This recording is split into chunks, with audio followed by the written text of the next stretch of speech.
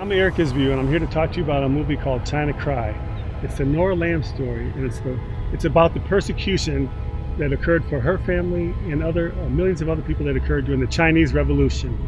We're going to look at this in three ways. We're going to look at the historical significance, we're going to look at the persecution and the injustice itself, and then we're going to look at our responsibility. Now, we have to go back to pre-World War II when China was a sort of a class structure. And what happened when Japan took over coastal China is the people became refugees and they were put out of their homes. But when the war ended, they came back and they looked to restructure their homes and restructure communities the way it was. So there was also another movement that was moving back, which was the communist movement of people, which they had other thoughts in mind. Now here's the one thing that's important. I'm not here to argue the merits of communism or of capitalism. But what I am here to talk to you about is an injustice that occurred to the Lamb family and millions of other people.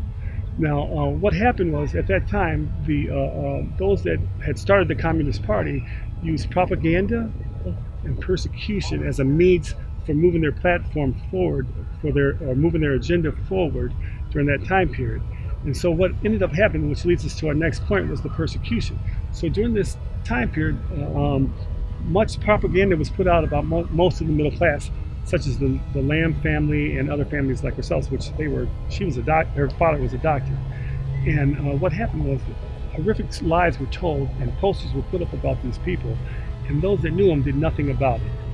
And that's a problem in its own right, but what it ended up leading to was another problem. It gave those that were moving forward with the agenda the right to put them out of their homes. Once they were put out of their homes, they were either enslaved, they were encamped, they were imprisoned, and they were, and also if they were lucky, they became refugees. And the last point is we have a responsibility that this doesn't happen again. History, if we know one thing from history, it will repeat itself. And things like this will happen again. But what needs to happen is when lies are told, we have a responsibility to report it. Now, it is our hope after we give them this truth, that they choose what is right and what is just.